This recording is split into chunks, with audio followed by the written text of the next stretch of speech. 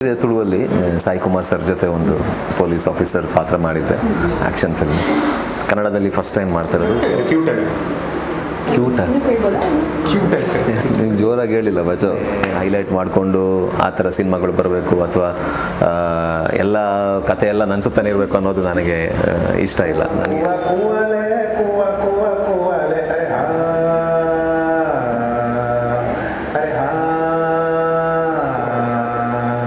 ಮೂರೇ ದಿನದ ಲೈಫಿನಲ್ಲಿ ಹೇಳು ನೀನು ಏನಿದೆ, ಏನೇ ಇದ್ರೂ ಸಾಲೋದಿಲ್ಲ, ಬೇರೆ ಏನೋ ಬೇಕಿದೆ. ಕುವ ಕುವ ಕುವಲೆ ಕುವ ಕುವ ಕುವಲೆ, ನೆನೆದು ನೆನೆದು ಬರೆವ ಸಾಲು ಇನ್ನು ಮುಗಿಯದಾಗಿದೆ. ಒಂದೇ ಸಮನೆ ಬರೆಯುತ್ತಿರುವೆ, ಪದವು ಖಾಲಿಯಾಗದೆ. ಇನ್ನು ಎಷ್ಟು ನೆನಪಿದೆ ಬಂದು ಹೇಳಬಾರದೆ. ನಟನೆ ಆಬ್ವಿಯಸ್ಲಿ ಎಲ್ಲರಿಗೂ ಗೊತ್ತು, ಪ್ರೂವ್ ಮಾಡಿದ್ದಾರೆ. ಇದರಲ್ಲಿ ಏನು ಇವ್ರು ಇನ್ನೇನು ಮಾಡಿ ಪ್ರೂವ್ ಮಾಡುವಂಥದ್ದು ಏನಿಲ್ಲ. ನಮ್ಮದೇ ಒಂದು ಟೀಮ್ ಇದೆ. ಸೊ ಆವಾಗಲಿಂದ ನನಗೆ ಒಂದು ಕಥೆಯನ್ನು ಹೀಗೆ ಹೇಳಬೇಕು, ಈ ಕಥೆಯನ್ನು ಹಿಂಗೆ ಹೇಳಿದ್ರು ಚೆನ್ನಾಗಿರುತ್ತೆ. ಈಗ ಪೃಥ್ವಿ ಸರ್ ಹೇಳ್ದಂಗೆ ನಮ್ಮ ಸೊಗಡಿನ ನಮ್ಮ ನೆಲದ ಕಥೆಗಳನ್ನು ಹೇಳಬೇಕು ಅಂತ ನಮಗೊಂದು ಆಸೆ ಇರುತ್ತೆ. ಹಾಯ್, ಎಲ್ರಿಗೂ ನಮಸ್ಕಾರ. ನೀವು ನೋಡ್ತಾ ಇದ್ದೀರಾ ಪ್ರತಿಧ್ವನಿ, ನಾನು ಗಾಯತ್ರಿ. ಇವತ್ತು ನಮ್ಮ ಜೊತೆ ಇರ್ತಕ್ಕಂಥ ಸಿನಿ ತಂಡ ಯಾವುದು ಅಂತ ಕೇಳ್ತೀರಾ? ಉತ್ತರ ಕನ್ನಡ ಕರಾವಳಿಯ ಜೀವನ, ಕರಾವಳಿಯ ಸೊಗಡು, ಸಂಸ್ಕೃತಿಯನ್ನ ಒಳಗೊಂಡಂತೆ ಒಂದು ವಿಭಿನ್ನ ಕಥೆಯೊಂದು ಸಿನಿ ಪ್ರೇಕ್ಷಕರನ್ನ ರಂಜಿಸಲಿಕ್ಕೆ ಸಿದ್ಧವಾಗಿ ನಿಂತಿದೆ. ಅದು ಯಾವುದು ಅಂತ ಹೇಳಿದ್ರೆ ಕರಾವಳಿಯ ಅಂದ ಚಂದ ಬಂಧವನ್ನ ಹೇಳುವಂತಹ ಮತ್ಸ್ಯಗಂಧ ಅನ್ನುವಂತಹ ವಿಭಿನ್ನ ಕತೆ. ಬನ್ನಿ ಹಾಗಾದ್ರೆ ಈ ಕಥೆಯ ತಂಡ ಇವತ್ತು ನಮ್ಮೊಟ್ಟಿಗೆ ಇದೆ, ಅವನ್ನ ಮಾತಾಡಿಸ್ತಾ ಹೋಗೋಣ. ಸರ್ ನಮಸ್ತೆ. ನಮಸ್ತೆ. ಸರ್, ನಾನು ಮೊದಲನೇದಾಗಿ ನಿಮ್ಮ ಹತ್ರನೇ ಬರ್ತೀನಿ. ಈ ಕತೆ ಅಥವಾ ನಿಮ್ಮ ಕಥೆಯಲ್ಲಿ ನಿಮ್ಮ ಪಾತ್ರದ ಬಗ್ಗೆ ಹೇಳೋದಾದ್ರೆ ಏನು ಹೇಳ್ತೀರಾ? ಅದೇ ನೀವೇ ಹೇಳ್ದಂಗೆ ಉತ್ತರ ಕನ್ನಡದ ಒಂದು ಕಥೆಯನ್ನು ಪ್ರತಿನಿಧಿಸುವಂಥ ಒಂದು ಸಿನಿಮಾ ಇದು, ಮತ್ಸ್ಯಗಂಧ ಅಂತ. ಮತ್ಸ್ಯ ಅಂದರೆ ಮೀನು, ಗಂಧ ಅಂದರೆ ಸುವಾಸನೆ, ಮೀನಿನ ಸುವಾಸನೆ. ಬಿಕಾಸ್ ಕರಾವಳಿಯಲ್ಲಿ ನಡೀತಾ ಇರೋದ್ರಿಂದ ಈ ಸಿನಿಮಾದ ಹೆಸರು ಕೂಡ ಮತ್ಸ್ಯಗಂಧ ಅಂತ ನಿರ್ದೇಶಕರು ಇಟ್ಟಿದ್ದಾರೆ. ಕತೆ ಬಗ್ಗೆ ಹೇಳಬೇಕು ಅಂತ ಹೇಳಿದ್ರೆ, ಒಬ್ಬ ಪ್ರೊಫೆಷ್ನಲಿ ಪೀರಿಯಡಲ್ಲಿರುವಂತಹ ಪೊಲೀಸ್ ಆಫೀಸರ್ ಒಂದು ಚಿಕ್ಕ ಘಟನೆಯಿಂದ ಇನ್ನೊಂದು ದೊಡ್ಡ ಘಟನೆಯ ಕಡೆ ಅವನ ಜರ್ನಿ ಹೋಗುತ್ತೆ. ಜರ್ನಿ ಹೋಗೋದು ನಮ್ಮ ಉತ್ತರ ಕನ್ನಡ ಜಿಲ್ಲೆಯಲ್ಲಿ. ಅಲ್ಲಿ ಒಂದು ಪುಟ್ಟ ಉಪಠಾಣೆ, ಅಂದರೆ ಜಾಸ್ತಿ ಕೇಸ್ಗಳು ಇರದೇ ಇರುವಂತಹ ಒಂದು ಸ್ಟೇಷನ್ ಅಥವಾ ಒಂದು ತುಂಬ ಬೇರೆ ರೀತಿಯ ಒಂದು ಊರು. ಸೊ ಅಲ್ಲಿಯ ಊರಿನ ಜನರ ಸಂಘರ್ಷ, ಇವನ ಒಂದು ದಾರಿ, ಸೊ ಅದು ಎಲ್ಲಿ ಹೋಗಿ ಮುಟ್ಟುತ್ತೆ ಅನ್ನೋದೇ ಮತ್ಸ್ಯಗಂಧ ಅಂತ ಒಂದು ಹೇಳ್ಬೋದು. ಪೃಥ್ವಿ ಅವರು ಈ ಒಂದು ಸಿನಿಮಾದಲ್ಲಿ ಪೊಲೀಸ್ ಆಫೀಸರ್ ಆಗಿ ಕಾಣಿಸ್ಕೊಳ್ತಿದ್ದಾರೆ. ಸೊ ಮೊದಲನೇ ಬಾರಿಗೆ ಅಂತ ಅನ್ಕೊಳ್ತೀವಿ. ಸೊ ಅದ್ರ ಬಗ್ಗೆ ಹೇಳೋದಾದ್ರೆ ಏನು ಹೇಳ್ತೀರಾ ಸರ್? ಅದು ಮಾಡಿದೆ ತುಳುವಲ್ಲಿ ಸಾಯಿ ಕುಮಾರ್ ಸರ್ ಜೊತೆ ಒಂದು ಪೊಲೀಸ್ ಆಫೀಸರ್ ಪಾತ್ರ ಮಾಡಿದ್ದೆ, ಆ್ಯಕ್ಷನ್ ಫಿಲ್ಮ್. ಕನ್ನಡದಲ್ಲಿ ಫಸ್ಟ್ ಟೈಮ್ ಮಾಡ್ತಿರೋದು. ಚೆನ್ನಾಗಿತ್ತು, ತಯಾರಿ ತುಂಬ ಚೆನ್ನಾಗಿ ಮಾಡ್ಕೊಂಡಿದ್ದೀವಿ. ತಂಡ ದೇವರಾಜ್ ಪೂಜಾರಿ, ಪ್ರಶಾಂತ್ ಸಿದ್ದಿ, ನಾಗರಾಜ್ ಅವರೆಲ್ಲ ಒಂದು ರೀತಿಲಿ ಟೀಮ್ ಎಫರ್ಟ್ ಇದ್ದಿದ್ದರಿಂದ ನನಗೆ ಅದನ್ನು ಪುಲ್ ಆಫ್ ಮಾಡೋದು ಭಾಳ ಸುಲಭ ಆಯಿತು ಅಂತ ಅನ್ಕೋತೀನಿ. ಬಟ್ ಭಯ ಇತ್ತು ನನಗೆ, ಅಂದರೆ ಯೂನಿಫಾರ್ಮ್ ಹಾಕಿದ ಮೇಲೆ ಅದೊಂಥರದ ಜವಾಬ್ದಾರಿ. ಯಾವುದೋ ಒಂದು ಪಾತ್ರ ನಿರ್ವಹಿಸುವಾಗ ಅದರದಾದ ಒಂದು ತಯಾರಿ ಮಾಡ್ಕೋಬೇಕಾಗತ್ತೆ. ಇದರಲ್ಲಿ ನನಗೆ ಟೀಮ್ ತುಂಬ ಸ್ಟ್ರಾಂಗ್ ಇದ್ದಿದ್ದರಿಂದ, ಸಪೋರ್ಟ್ ಇದ್ದಿದ್ದರಿಂದ ನಾನು ಮಾಡೋದಕ್ಕೆ ಭಾಳ ಸುಲಭ ಆಯಿತು. ನಮಗೆ ಚೆನ್ನಾಗಿ ಕಾಣಿಸ್ತಾ ಇದೆ. ಆಡಿಯನ್ಸ್ ನೋಡಿ ಅವರು ಎಷ್ಟು ನಾವು ಏನೇ ಮಾಡಿದ್ರು end of the day audience ನೋಡಿ ಅವರು ಕೊಡುವಂಥ ಜಜ್ಮೆಂಟ್ ಬೇರೆನೆ. ನಮ್ಮ ಮನಸ್ಸಲ್ಲಿ ನಾವು ಅನ್ಕೋಬೋದು ಹಿಂಗೆ ಬಂದಿದೆ ಹಂಗೆ ಬಂದಿದೆ ಅಂತ. ಸೊ ವೇಟಿಂಗ್ 23ನೇ ತಾರೀಕಿಗೆ ಹೇಗೆ ಜನರು ಅದನ್ನು ನೋಡಿ ಹೇಗೆ ಅಕ್ಸೆಪ್ಟ್ ಮಾಡ್ತಾರೆ. ಅಕ್ಸೆಪ್ಟ್ ಮಾಡಿದ್ಮೇಲೆ ಅದಕ್ಕೊಂದು ಯಾವುದೊಂದು ಸೀಲ್, ಒಂದು ಮುದ್ರೆ ಬೀಳ್ಬೋದು ಅದಕ್ಕೆ. ಬಹಳ ಖುಷಿಯಿಂದನೇ ಮಾತಾಡಿರ್ಬೋದು. ಹೌದು ಹೌದು ಹೌದು. ಪ್ರಶಾಂತ್ ಸರ್, ನಿಮ್ಮ ಹತ್ರ ಬರ್ತೀವಿ. ಸೊ ನಾವು ನಿಮ್ಮನ್ನ ಆ್ಯಕ್ಟಿಂಗಲ್ಲಿ ನೋಡಿದ್ದೀವಿ. ಸೊ ಮ್ಯೂಸಿಕನ್ನು ಮಾಡಿದ್ದೀರ ಮೊದಲನೇ ಬಾರಿಗೆ ಈ ಒಂದು ಸಿನಿಮಾ ಮುಖಾಂತರ. ಸೊ ಅದು ಹೇಗೆ ಶುರುವಾಯಿತು ಸರ್? ಮ್ಯೂಸಿಕ್ ಮಾಡಬೇಕು ಅನ್ನೋದು ಹೇಗೆ ಶುರುವಾಯಿತು? ಅಂದರೆ ನಮ್ಮ ಸಿನಿಮಾಗೆ ಶುರುವಾಯಿತು ಅಲ್ಲ, ಮ್ಯೂಸಿಕ್ ಮಾಡಬೇಕು ಅಥವಾ ಮೊದಲೇ ಇತ್ತ ಪ್ಲಾನ್?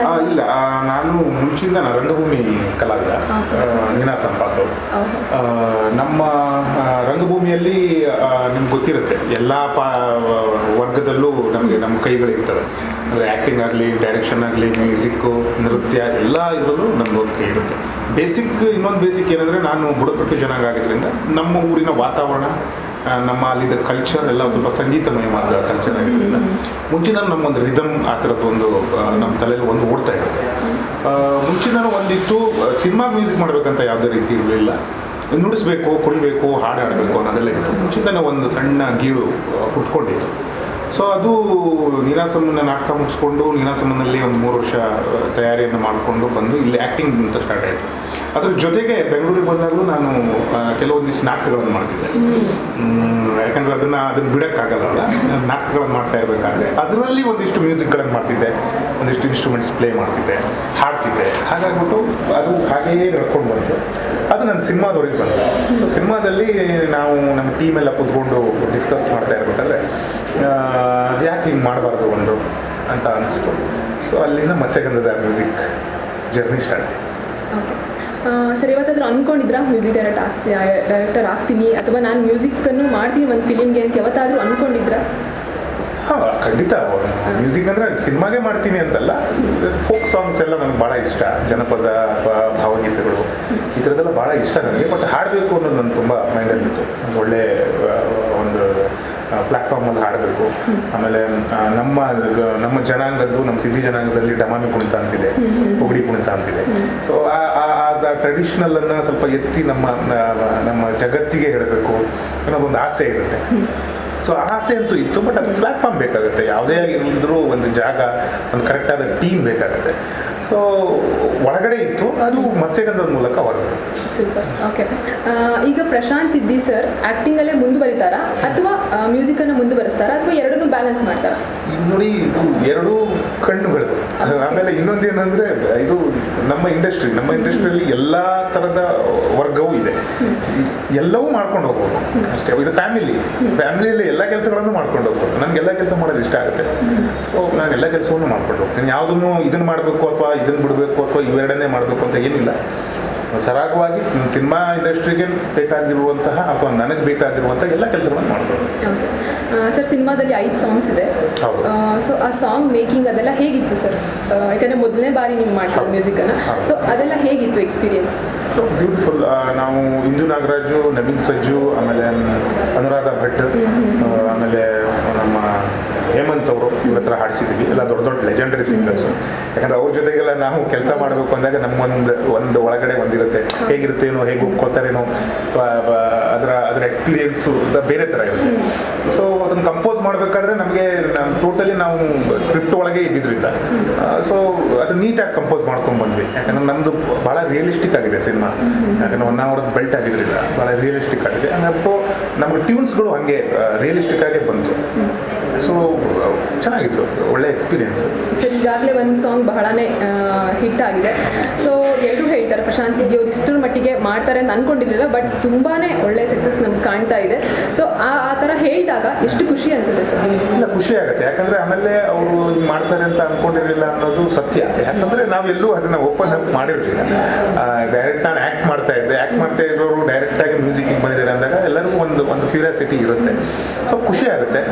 ಈ ಅವರ ಮುಖದ ಮೇಲಿನ ಭಾವವನ್ನು ನೋಡ್ಲಿಕ್ಕೆ ನನಗೆ ಭಾಳ ಖುಷಿ ಆಗುತ್ತೆ. ಸರ್, ಪೃಥ್ವಿ ಸರ್ ಈಗಾಗಲೇ ಬಹಳಷ್ಟು ಸಿನಿಮಾಗಳಲ್ಲಿ ಬ್ಯಾಕ್ ಟು ಬ್ಯಾಕ್ ಬ್ಯುಸಿ ಆಗಿದ್ದೀರಾ. ಸೊ ಮತ್ಸ್ಯಗಂಧ ಈ ಒಂದು ಸಿನಿಮಾ ನಿಮಗೆ ಎಷ್ಟರ ಮಟ್ಟಿಗೆ ಒಂದು ರೀತಿ ಸ್ಪೆಷಲ್ ಅಥವಾ ಹೇಳೋದಾದರೆ ಏನು ಹೇಳ್ಬೋದು ಸರ್? ಪ್ರತಿ ಸಿನಿಮಾನೂ ಸ್ಪೆಷಲ್ಲೇ, ಹಾಗೇನಿಲ್ಲ. ಬಟ್ ಮತ್ಸ್ಯಗಂಧದ ಬಗ್ಗೆ ಹೇಳಬೇಕು ಅಂತ ಹೇಳಿದ್ರೆ ಒಂದು ಒಳ್ಳೆ ಟೀಮ್ ಇದರಲ್ಲಿ ಕೆಲಸ ಮಾಡಿದೆ. ಈಗ ನಿರ್ದೇಶಕರು ಮತ್ತು ನಿರ್ಮಾಪಕರು 2 ಪಿಲ್ಲರ್ ಆದರೆ, ಪ್ರಶಾಂತ್ ಸಿದ್ದಿ, ಇನ್ನೊಬ್ಬರು ನಾಗರಾಜ್ ಅಂತ ಇದ್ದಾರೆ. ಎಲ್ಲರೂ ಒಂದು ಸ್ಟ್ರಾಂಗ್ ಆಗಿ ನಿಂತು ಮಾಡಿರುವಂಥ ಸಿನಿಮಾ. ಇನ್ನೊಂದು ಏನಪ್ಪ ಅಂತ ಹೇಳಿದ್ರೆ, ನನಗೆ ಯಾವಾಗಲೂ ಇಂಟ್ರೆಸ್ಟ್ ಅನಿಸೋದು ನಮ್ಮ ಕಥೆಗಳನ್ನು ನಾವು ಹೇಳಬೇಕು ಅನ್ನೋದು. ಅಂದರೆ ಕರ್ನಾಟಕದಲ್ಲಿ ನೋಡಿದ್ರೆ ಪ್ರತಿ ಜಿಲ್ಲೆಗೂ ಅದರದ್ದೇ ಆದ ಒಂದು ಶೈಲಿಯ ಭಾಷೆ, ಅದರದ್ದೇ ಆದ ಶೈಲಿಯ ಆಹಾರ ವ್ಯವಸ್ಥೆ, ಸಂಸ್ಕೃತಿ ಎಲ್ಲನೂ ಇದೆ. ಸೊ ಹಾಗಾಗಿ ನಮ್ಮ ರಾಜ್ಯದಲ್ಲೇ ಹೇಳಬೇಕಾಗಿರುವಂಥ ಕಥೆಗಳು ಸಿನಿಮಾದಲ್ಲಿ ಬಹಳಷ್ಟಿದೆ. ಸೊ ಸಿನಿಮಾಗಳು ನನಗೆ ಯಾವಾಗಲೂ ನಮ್ಮ ಕಥೆಯನ್ನು, ನಮ್ಮ ಊರನ್ನು, ನಮ್ಮ ಜನರನ್ನು ಪ್ರತಿನಿಧಿಸಬೇಕು ಅನ್ನೋದು ನನ್ನ ಆಸೆ. ಸೊ ಅಂಥದ್ರಲ್ಲಿ ಮತ್ಸ್ಯಗಂಧ ಒಂದು ಲೈವ್ ಎಕ್ಸಾಂಪಲ್ ಅಂತ ಹೇಳ್ಬೋದು. ಉತ್ತರ ಕನ್ನಡ ಜಿಲ್ಲೆಯನ್ನು ಆದಷ್ಟು ತುಂಬ ಸಿನಿಮಾಗಳಲ್ಲಿ ಎಕ್ಸ್ಪ್ಲೋರ್ ಮಾಡಲಿಲ್ಲ ಅಂತ ಹೇಳ್ತಾರೆ. ಲೊಕೇಶನ್ ಆಬ್ವಿಯಸ್ಲಿ ಅಲ್ಲಿ ಶೂಟ್ ಮಾಡಿರ್ಬೋದು, ಬಿಕಾಸ್ ತುಂಬ ಬ್ಯೂಟಿಫುಲ್ ಲೊಕೇಶನ್ಸ್ಗಳು. ನಾವು ಆದಷ್ಟು ಉತ್ತರ ಕನ್ನಡ ಅಂದರೆ ನಾನು ಯಾವಾಗಲೂ ಅನ್ಕೋತೀನಿ, ನಾನು ಹುಟ್ಟಿದ ಬೆಳೆದಲ್ಲಿ ಉಡುಪಿಯಲ್ಲಿ, ಬಟ್ ಉತ್ತರ ಕನ್ನಡ ಜೊತೆ ನನಗೆ ಭಾಳ ಒಡನಾಟ ಇತ್ತು ಮೊದಲಿಂದ. ಸೊ ಅಲ್ಲಿರುವಂತಹ ಬೀಚಸ್ಸು, ಅಲ್ಲಿರುವಂತಹ ಸೀನಿಕ್ ಬ್ಯೂಟಿ ಎಲ್ಲ ಯಾವ ಗೋವಾ ಯಾವ ಕೇರಳಗೂ ಕಮ್ಮಿ ಇಲ್ಲ. ಸೊ ನಮ್ಮ ಸಿನಿಮಾದಲ್ಲಿ ಒಂದು ರೀತಿ ಅಳಿಲು ಇರ್ತೇವೆ ನಮ್ಮದು ನಿರ್ದೇಶಕರದ್ದಾಗಿರಲಿ DOPದಾಗಿರಲಿ ಉತ್ತರ ಕನ್ನಡವನ್ನು ತುಂಬ ಚೆನ್ನಾಗಿ ನಮ್ಮ ಸಿನಿಮಾದಲ್ಲಿ ತೋರಿಸುವಂಥ ಕೆಲಸ ಈ ಸಿನಿಮಾದಲ್ಲಿ ಮಾಡಿದ್ದಾರೆ. ಆ್ಯಂಡ್ ಆವಾಗಲೇ ಹೇಳಿದಾಗೆ ಉತ್ತರ ಕನ್ನಡ ಒಂದು ಈ ಪ್ರತಿ ಜಿಲ್ಲೆ ಬೇರೆ ಬೇರೆ ರೀತಿ ಅಂದರೆ ಉತ್ತರ ಕನ್ನಡ ಒಂದು ರೀತಿಯ ಜಿಲ್ಲೆ ಅದು. ಅಲ್ಲಿಯ ಜನರ ಟೆಂಪರ್ಮೆಂಟ್, ಅಲ್ಲಿಯ ಜನರ ಮುಗ್ಧತೆ, ಇನ್ನೋಸೆನ್ಸ್ ಎಲ್ಲವನ್ನು ಈ ಸಿನಿಮಾದಲ್ಲಿ ರಿಪ್ರೆಸೆಂಟ್ ಮಾಡಬೇಕು ಅನ್ನೋದು ನಮ್ಗೆ ಆಸೆ ಇತ್ತು. ಸೊ ಹಿಂಗೆ ಸಿನಿಮಾ ನೀವು ನೋಡಿದ್ರೆ ಅದರಲ್ಲಿ ಅಲ್ಲಿಯ ಜನರನ್ನು ಪ್ರಶಾಂತ್ ಸಿದ್ಧಿ ಮತ್ತು ನಾಗರಾಜ್ ಒಂದಷ್ಟು ಕ್ಯಾರೆಕ್ಟರ್ಸ್ಗಳ ಮೂಲಕ ರೆಪ್ರೆಸೆಂಟ್ ಮಾಡ್ತಾ ಇದ್ದಾರೆ. ಇವರು ಎಷ್ಟು ಎಫೆಕ್ಟಿವ್ ಆಗಿ ಆ್ಯಕ್ಟ್ ಮಾಡಿದ್ದಾರೆ ಅಂತ ಹೇಳಿದ್ರೆ ಸಿನಿಮಾ ನೋಡಿ ವಾಪಸ್ ಬಂದಾಗ ಇವರ ಪಾತ್ರದ ಮೇಲೆ ಎಲ್ರಿಗೂ ಒಂದು ರೀತಿಯ ಅನುಕಂಪ ಹುಟ್ಟುತ್ತೆ. ಆ್ಯಂಡ್ ಇವರ ಪಾತ್ರದ ಮೂಲಕ ಅಲ್ಲಿಯ ಜನರ ಜೀವನ, ಅವರ ಸಂಘರ್ಷ ಅದನ್ನೆಲ್ಲ ಸಿನಿಮಾದ ಮೂಲಕ ನಿರ್ದೇಶಕರು ಆಡಿಯನ್ಸಿಗೆ ಕೊಡ್ತಾ ಇದ್ದಾರೆ. ಸೊ ಇದೆಲ್ಲ ರೀತಿ ನೋಡಿದ್ರೆ ಕಲೆಕ್ಟಿವ್ ಆಗಿ ಮತ್ಸ್ಯಗಂಧ ಖಂಡಿತವಾಗ್ಲೂ ಈ ವಿಷಯದಲ್ಲಿ ಬಹಳಷ್ಟು ಸ್ಪೆಷಲ್ ಅಂತ ಅನಿಸ್ಬೋದು. ನೋಡುಗರಿಗೆ ಒಂದು ಒಳ್ಳೆ ಎಂಟರ್ಟೈನ್ಮೆಂಟ್ ಜೊತೆ ಒಂದು ಒಳ್ಳೆಯ ಮೆಸೇಜನ್ನು ಈ ಸಿನಿಮಾದಲ್ಲೂ ಕೂಡ ಕೊಡ್ತಾರೆ. 100% ಕಮರ್ಷಿಯಲ್ ಸಿನಿಮಾ, ಆ್ಯಕ್ಷನ್ ಇರುತ್ತೆ, ಇದಿರುತ್ತೆ ಎಲ್ಲ ಇರುತ್ತೆ ಅಂತ ಇದ್ರೂ ಒಳಗೆ ಒಂದು ಅಂಡರ್ ಕರೆಂಟಲ್ಲಿ ಒಂದು ಒಳ್ಳೆಯ ಸಂದೇಶವನ್ನು ನಿರ್ದೇಶಕರು ಸಮಾಜಕ್ಕೆ ಕೊಡ್ತಾ ಇದ್ದಾರೆ. ಪೃಥ್ವಿ ಅವರು ಈ ಸಿನಿಮಾ ಒಪ್ಕೊಳ್ಳಿಕ್ಕೆ ಒಂದು ರೀಸನ್ ಇದೆ ಅಥವಾ ಇದು ನನ್ನ ಕಂಟೆಂಟ್ ಈ ಒಂದು ಪರ್ಟಿಕ್ಯುಲರ್ ರೀಸನ್ ನಂಗೆ ತುಂಬ ಇಷ್ಟ ಆಯಿತು ಅಂತ? ಅದೇ ಮೇನ್ ರೀಸನ್, ನಾನು ಈಗ ಹೇಳಿರುವಂಥ ರೀಸನ್. ಹೌದು, ನನಗೆ ಯೂಶ್ವಲಿ ಆ ಥರ ಸಿನಿಮಾಗಳು ಭಾಳ ಇಷ್ಟ. ಆ್ಯಂಡ್ ನನಗೆ ಯೂಶ್ವಲಿ ನಾನು ಮಾಡುವಂಥ ಸಿನಿಮಾದಲ್ಲಿ ಸ್ಪೆಷಲಿ ಕತೆ ಮಾತಾಡಬೇಕು, ಕತೆ ಹೀರೋ ಆಗಿರಬೇಕು ಅಂತ ನನಗಿಷ್ಟ. ಆವಾಗ ನನ್ನ ಕೆಲಸ ಸ್ವಲ್ಪ ಕಡಿಮೆ ಆಗುತ್ತೆ. ಬಟ್ ನನಗೆ ಆ ಥರದ್ದು ಸಿನಿಮಾಗಳಿಷ್ಟ. ನನಗೆ ನನ್ನ ಪಾತ್ರನೇ ಹೈಲೈಟ್ ಮಾಡಿಕೊಂಡು ಆ ಥರ ಸಿನಿಮಾಗಳು ಬರಬೇಕು, ಅಥವಾ ಎಲ್ಲ ಕತೆ ಎಲ್ಲ ನನ್ನ ಸುತ್ತನೇ ಇರಬೇಕು ಅನ್ನೋದು ನನಗೆ ಇಷ್ಟ ಇಲ್ಲ. ನನಗೆ ಯಾವತ್ತೂ ಒಂದು ಸಿನಿಮಾ ನೋಡಿದಾಗ ಪುಸ್ತಕ ಓದಿರೋ ಅನುಭವ ಆಗಬೇಕು ಅನ್ನೋದು ನನ್ನ ಒಂದು ಪರ್ಸ್ನಲ್ ಇದು. ಸೊ ಹಾಗಾಗಿ ಆ ಕಡೆ ಪ್ರಯತ್ನ ಇದೆ. ಅದು ಪ್ರಯತ್ನ ಎಷ್ಟೇ ಇದ್ರೂ ನಾವು ಮಾಡ್ಬೋದು. ಎಂಡ್ ರಿಸಲ್ಟ್ ಸಿನಿಮಾ ನೋಡಿದ ಮೇಲೆ, ಜನರು ಹೇಳಿದ ಮೇಲೆ ನಾನು ಏನು ಹೇಳ್ತೀನೋ ಅದಕ್ಕೊಂದು ಪ್ರಾಪರ್ ವೆಯ್ಟೇಜ್ ಬರೋದು. ಪ್ರಶಾಂತ್ ಸರ್ ಈ ಒಂದು ಸಿನಿಮಾದಲ್ಲಿ ಒಂದು ಹಾಡನ್ನು ಹಾಡಿದ್ದಾರೆ ಅಂತ ಕೇಳ್ಪಟ್ಟೆ. ಸೊ ನಮ್ಮ ವೀಕ್ಷಕರಿಗೆ ಒಂದು 2 ಸಾಲ ಹಾಡ್ಬೋದು ಸರ್? ರಿಲೀಸ್ ಆಗಿದೆ, ಈಗ 2ನೇ ತಾರೀಕಿಗೆ ರಿಲೀಸ್ ಆಗಿದೆ. ಕೂವಾ ಕೂವಾ ಕೂವಾಲೆ ಅಂತ ಬಹಳ ಟ್ರೆಂಡಿಂಗ್ ಕೂಡ ಇದೆ. ಹೌದು. ಕೂವಾ ಕೂವಾ ಕೂವಾಲೆ, ಕೂವಾ ಕೂವಾ ಕೂವಾಲೆ, ಅರೆ ಹಾ ಅರೆ ಹಾ.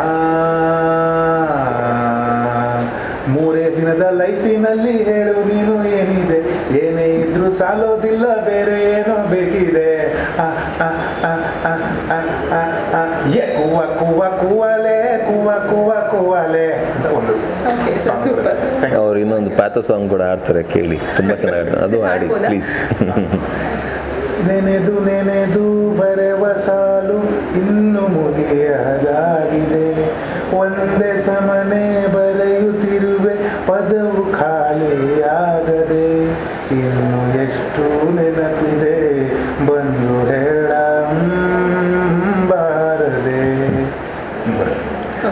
Super.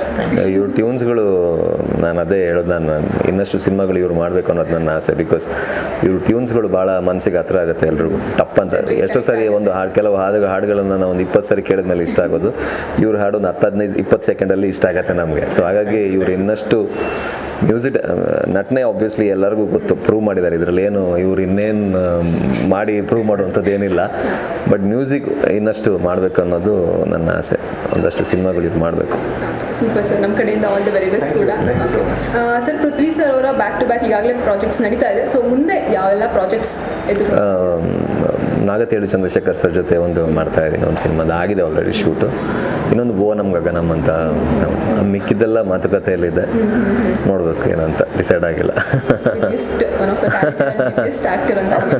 So okay, Prashant sir ಈಗಾಗಲೇ 2 ಜಾನರಲ್ಲಿ ಮಾಡ್ತಾ ಬರ್ತಿದ್ದಾರೆ. ಸೊ ಡೈರೆಕ್ಷನ್ ಕಡೆ ಏನಾದರೂ ಹೋಗೋ ಚಾನ್ಸಸ್ ಇದೆಯಾ ಅಥವಾ? ಖಂಡಿತವಾಗ್ಲೂ. ಯಾಕಂದರೆ ನಾನು ಬೇಸಿಕಲಿ ನಾನು ಬೆಂಗಳೂರಿಗೆ ಬಂದಾಗ ನಾನು ಮೊದಲನೇ ಕೆಲಸ ಮಾಡಿದ್ದೆ ಡೈರೆಕ್ಷನ್ ಡಿಪಾರ್ಟ್ಮೆಂಟ್. ಹಾಗಾಗ್ಬಿಟ್ಟು ಅದು ಇದೆ. ಆಮೇಲೆ ಕೆಲವೊಂದಿಷ್ಟು ನಾಟಕಗಳನ್ನು ನಾನು ಡೈರೆಕ್ಟ್ ಮಾಡ್ತಿದ್ದೆ. ನಮ್ಮದೇ ಒಂದು ಟೀಮ್ ಇದೆ.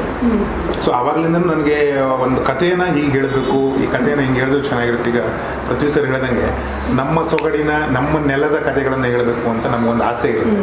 ಯಾಕಂದರೆ ನಾವು ಬೇರೆ ಇಂಡಸ್ಟ್ರಿಗಳಲ್ಲಿ ನೋಡಿದಾಗ ಅಲ್ಲಿ ತುಂಬ ಆ ಥರ ಸೊಗಡಿನ ಕಥೆಗಳು ಬರ್ತವೆ, ಆಮೇಲೆ ಅದಕ್ಕೆ ರೆಸ್ಪಾನ್ಸ್ ತುಂಬ ಚೆನ್ನಾಗಿರುತ್ತೆ. ಸೊ ನಮ್ಮಲ್ಲಿ ಸ್ವಲ್ಪ ಕಡಿಮೆ ಆಗಿದೆ ನಮ್ಮ ಸೊಗಡಿಂದು, ನಮ್ಮ ನೆಲದ್ದು ಸ್ವಲ್ಪ ಬರೋದು ಬರ್ತಾ ಇದೆ, ನಮ್ಮ ಸಂಸ್ಕೃತಿ ಬರ್ತಾ ಇದೆ. ಬಟ್ ಇನ್ನೂ ಅತಿ ಹೆಚ್ಚು ಬರಬೇಕು ಅಂತ ನನ್ನ ಆಸೆ. ಹಾಗಾಗಿ ನಾನು ಡೈರೆಕ್ಷನ್ ಮಾಡಬೇಕು ಅಂತ ಒಂದು ಆಸೆ ಇದೆ. ಹೀಗೆ ತೋರಿಸ್ಬೇಕು ಒಂದು ಊರನ್ನು, ಅಥವಾ ಈಗ ಸಾಂಪ್ರದಾಯಿಕವಾಗಿ ಹಿಂಗೊಂದು ತೋರಿಸ್ಬೇಕು, ಸಂಸ್ಕೃತಿ ಹಿಂಗಿದೆ ಅಂತ ತೋರಿಸ್ಬೇಕು ಆಸೆ ಇದೆ. ಖಂಡಿತ ಮಾಡ್ತೀನಿ. ಸರ್, ಪ್ರಶಾಂತ್ ಸರ್, ಈ ಒಂದು ಸಿನಿಮಾದಲ್ಲಿ ದೇಸಿ ಇನ್ಸ್ಟ್ರೂಮೆಂಟ್ಸ್ನ ಯೂಸ್ ಮಾಡಿದ್ದೀರಾ ಅಂತ ಗೊತ್ತಾಯಿತು. ಸೊ ಅದು ಯಾವ್ದು ಅಂತ ನಮ್ಮ ವೀಕ್ಷಕರಿಗೆ ಹೇಳ್ಬೋದು. ದೇಸಿ ಇನ್ಸ್ಟ್ರೂಮೆಂಟು ಡಮಾಮಿ ಯೂಸ್ ಮಾಡಿದ್ದೀವಿ, ಆಮೇಲೆ ಮೃದಂಗ ಯೂಸ್ ಮಾಡಿದ್ದೀವಿ, ಫ್ಲೂಟು, ಆಮೇಲೆ ಚಂಡೆ ಯೂಸ್ ಮಾಡಿದ್ವಿ. ಮೇಜರ್ ಆಗಿ ನಿಮಗೆ ಹೊನ್ನಾವರದಲ್ಲಿ ಯಕ್ಷಗಾನ ಇವೆಲ್ಲ ಈ ಕರಾವಳಿ ಬೆಲ್ಟಲ್ಲಿ ತುಂಬ ನಡೀತಾ ಇರುತ್ತೆ ಯಕ್ಷಗಾನದ್ದು. ಚಂಡೆ ಯೂಸ್ ಮಾಡಿದ್ವಿ, ಡೋಲಕ್ ಯೂಸ್ ಮಾಡಿದ್ವಿ, ಸುಮಾರು ಯೂಸ್ ಮಾಡಿದ್ವಿ. ಆಮೇಲೆ ಬ್ಯಾಕ್ಗ್ರೌಂಡ್ ಸ್ಕೋರಿಗೆ ಜಾಸ್ತಿ ಯೂಸ್ ಮಾಡಿದ್ವಿ. ಬ್ಯಾಕ್ಗ್ರೌಂಡ್ ಸ್ಕೋರಲ್ಲಿ ಸ್ವಲ್ಪ ಜಾಸ್ತಿ ನ್ಯಾಚುರಲ್ ಸೌಂಡ್ಸ್ಗಳನ್ನು ಸ್ವಲ್ಪ ಜಾಸ್ತಿ ಯೂಸ್ ಮಾಡಿದ್ವಿ. ಸೊ ಅದು ಸಿನಿಮಾ ನೋಡೋದು ನಮ್ಮದೊಂದು ಎಕ್ಸ್ಪೀರಿಯನ್ಸ್ ಬರುತ್ತೆ ಥಿಯೇಟ್ರಲ್ಲಿ. ಪ್ರಶಾಂತ್ ಸಿದ್ದಿ ಸರ್ ಅವರ ಮುಂದಿನ ಪ್ರಾಜೆಕ್ಟ್ಸ್ ಎಲ್ಲ ಏನಿದೆ ಸರ್ ಈಗಾಗಲೇ? ನಂದು ತೆಲುಗು ಒಂದು ಸಿನಿಮಾ ನಡೀತಾ ಇದೆ, ಆ್ಯಕ್ಟಿಂಗ್. ಒಂದು 2-3 ಸಿನಿಮಾ ಮ್ಯೂಸಿಕ್ಕಿಗೆ ಬಂದಿದೆ, ಬಟ್ ನಾನು ಸ್ವಲ್ಪ ಹೋಲ್ಡಲ್ಲಿ ಇಟ್ಟಿದ್ದೀನಿ. ಯಾಕಂದರೆ 23ಕ್ಕೆ ನಮ್ಮ ಸಿನಿಮಾ ರಿಲೀಸ್ ಆಗ್ತಿದೆ. ಆ ಸಿನಿಮಾ ಹೊರಗೆ ಬರಲಿ, ಬಂದ ಮೇಲೆ ಮುಂದಿನ ಪ್ರಾಜೆಕ್ಟ್ ಎತ್ಕೊಡೋಣ ಅಂತಿದ್ದೀನಿ. ಕನ್ನಡದಲ್ಲಿ 1-2 ಸಿನಿಮಾ ನಡೀತಾ ಇದೆ.